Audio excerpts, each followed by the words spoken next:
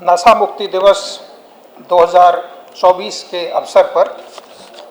आयोजित इस समारोह में माननीय मंत्री श्री रत्नेश सदा जी,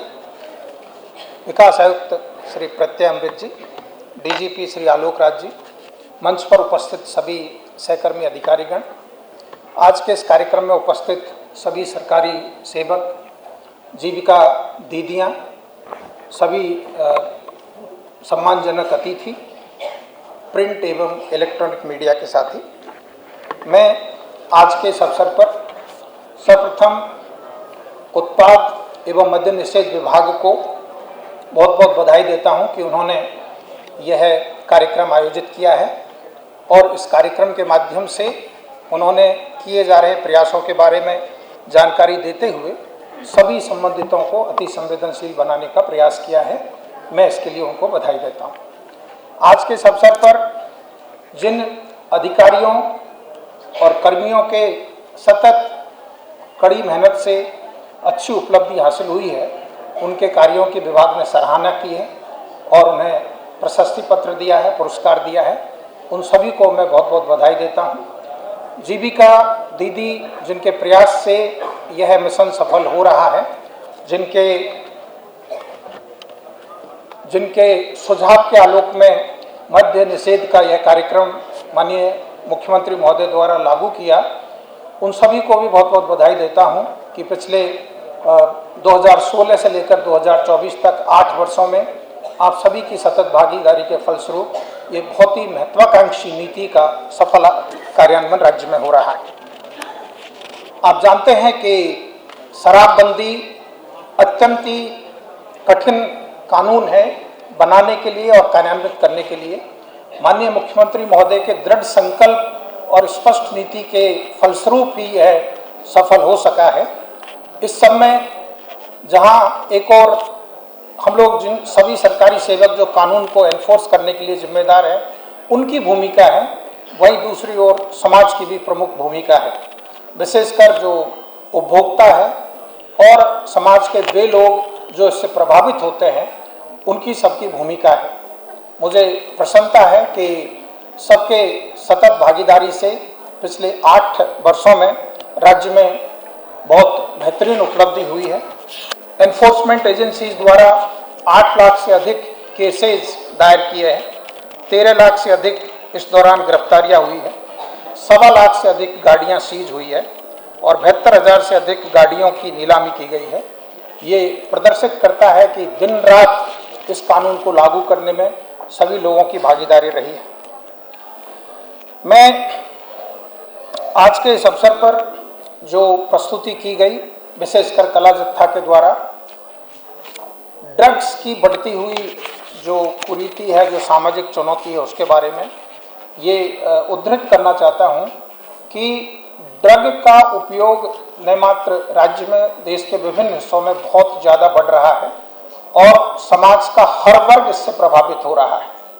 मैं आपको एक सच्ची घटना आज शेयर करना चाहता हूं कि 1 साल पहले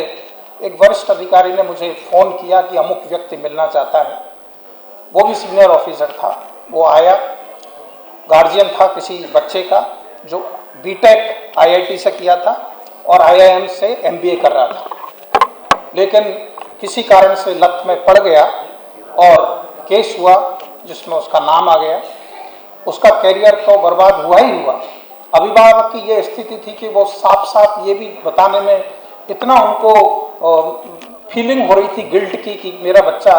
ऐसे अपराध में शामिल हो गया है। इसलिए हम सब लोगों को अत्यंत सजग और जागरूक होने की जरूरत है कि न मात्र अपने परिवार में बल्कि आसपास जहाँ भी लोग शराब और ड्रग्स की आदत में पड़ गए हैं, उनकी पहचान की जाए और उन्हें तुरंत ही रिहैबिलिटेशन सेंटर में भेजने के लिए प्रयास किया जाए। सरकार ने हर जगह पर अच्छे अच्छे रिहैबिलिटेशन सेंटर बनाए हुए हैं, लेकिन उनमें बहुत कम संख्या में लोग आ पाते हैं। देखिए, जब तक हम लोग सामाजिक तौर पर इस चुनौती को हल करने के लिए सब लोग प्रयास नहीं करेंगे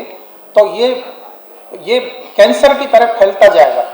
इसलिए मैं सभी जीविका दीदियों से अनुरोध करना चाहता हूँ, अपील करना चाहता हूँ कि आप 70,000 विलेज ऑर्गेनाइजेशंस है,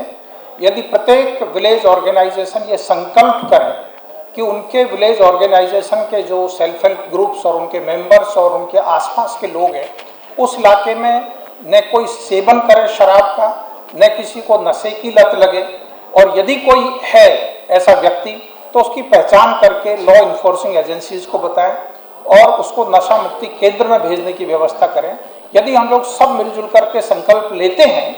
तो निश्चित ही राज्य से इन दोनों सामाजिक बुराइयों का काफ़ी हद तक और रोकथाम हो सकेगी। लॉ इन्फोर्सिंग एजेंसीज तो तभी काम कर सकती है जब कोई आसूचना मिले या कोई एविडेंस मिले, लेकिन सामाजिक तौर पर इन दोनों विषयों पर बहुत कम सूचना लोग देते हैं। वो तभी संभव है जबकि सामाजिक संगठन जैसे विलेज ऑर्गेनाइजेशन, CLF, पंचायती राज संस्थाएं,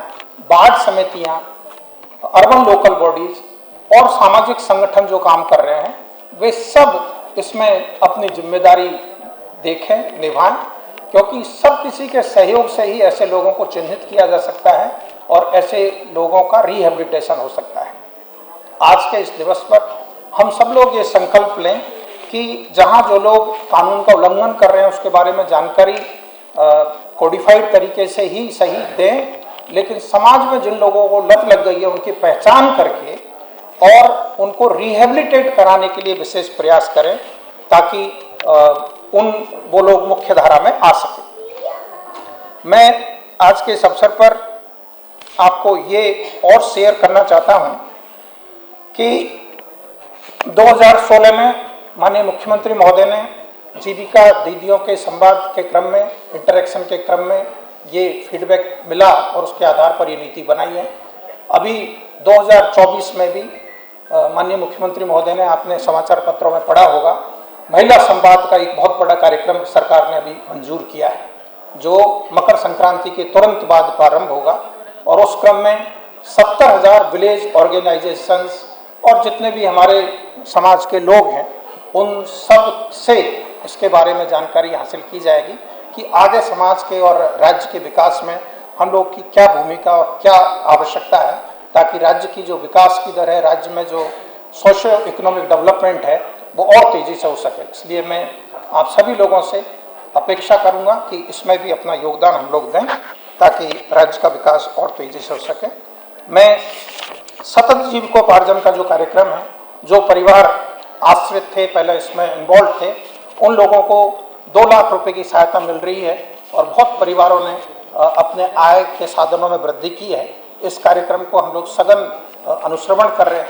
अधिक से अधिक पात्र परिवार लाभान्वित हो, इसके लिए सतत प्रयास किया जा रहा है। मैं आज के इस अवसर पर सफलता इसी में है कि हम सभी लोग संकल्प लें कि नशा मुक्ति का जो मिशन है हमारे माननीय मुख्यमंत्री महोदय का,